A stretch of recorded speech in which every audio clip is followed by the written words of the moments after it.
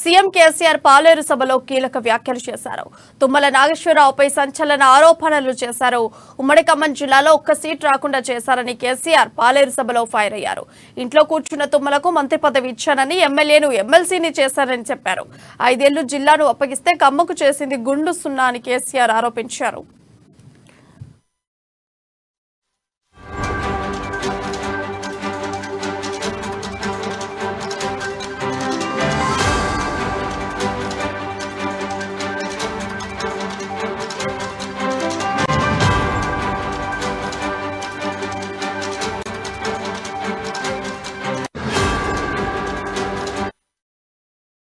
కేసీఆర్ వ్యాఖ్యలపై తుమ్మల నాగేశ్వరరావు కౌంటర్ ఇచ్చారు. కేసీఆర్ తనపై అసంబద్ధత వ్యాఖ్యలు చేశారని మాజీ మంత్రి తుమ్మల నాగేశ్వరరావు ఫైర్ అయ్యారు. ఓడిపోయి ఇంటి దగ్గర ఉన్నోడిని తీసుకొచ్చి మంత్రి పదవి ఇస్తే ఖమ్మం జిల్లాలో నేను పార్టీ కోసం చేసింది సున్నా అని, పాలేరులో వెంకటరెడ్డి చనిపోతే వచ్చిన ఉప ఎన్నికల్లో నేను బతిమాలితే టికెట్ ఇచ్చి మేమంతా దగ్గర ఉండి 40,000 ఓట్ల మెజారిటీతో గెలిపించామని సీఎం పచ్చేబద్దాలు మాట్లాడారని పేర్కొన్నారు.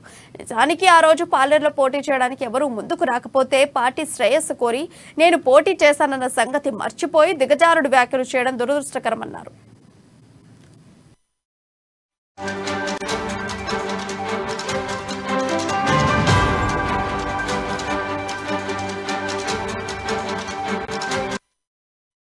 కేసీఆర్ వ్యాఖ్యలపై తుమ్మల నాగేశ్వరరావు కౌంటర్ ఇచ్చారు. కేసీఆర్ తనపై అసంబద్ధత వ్యాఖ్యలు చేశారని మాజీ మంత్రి తుమ్మల నాగేశ్వరరావు ఫైర్ అయ్యారు.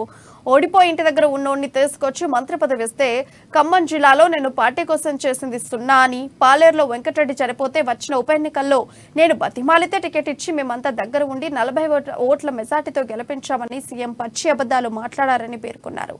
నిజానికి ఆ రోజు పాలేరులో పోటీ చేయడానికి ఎవరూ ముందుకు రాకపోతే పార్టీ శ్రేయస్సు కోరి నేను పోటీ చేశానన్న సంగతి మర్చిపోయి దిగజారుడు వ్యాఖ్యలు చేయడం దురదృష్టకరమన్నారు. నేను ఆయనకు అన్యాయం చేసిన ప్రచారం చేస్తూ ఉన్నాడు. ఆయన ఖమ్మంలో ఓడిపోయింది ఇదే అజయ్ గారితో ఓడిపోయింది. ఓడిపోయి ఇంట్లో పోయి మూలకు కూర్చున్నాడు బీఆర్ఎస్ మిత్రుడు తుమ్మల నాగేశ్వరరావు. నేను ఆయనకు అన్యాయం చేసిన ప్రచారం చేస్తూ ఉన్నాడు. ఆయన ఖమ్మంలో ఓడిపోయింది ఇదే అజయ్ గారితో ఓడిపోయింది. ఓడిపోయి ఇంట్లో పోయి మూలకు కూర్చున్నాడు.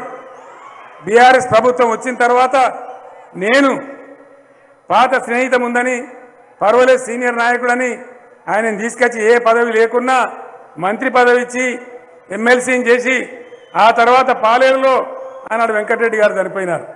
వాస్తవానికి వెంకటరెడ్డి గారి భార్యను మేము క్యాండిడేట్ పెడదామనుకున్నాం. కానీ ఈయన వచ్చి అన్న నాకడ నా నియోజకవర్గం రిజర్వ్ అయింది, నాకు అవకాశం ఇస్తే నేను పాలేరు సేవ చేస్తా, పాలేరు కాపాడుకుంటా అంటే సరే అని మళ్ళీ ఇక్కడ బై ఎలక్షన్ల టికెట్ ఇచ్చి మేమందరం కూడా వచ్చి మీ అందరికి దండం పెడితే బ్రహ్మాండంగా మీరు 40,42,000 మెజార్టీతో గెలిపించినారు. ఈ సత్యం మీకు తెలుసు.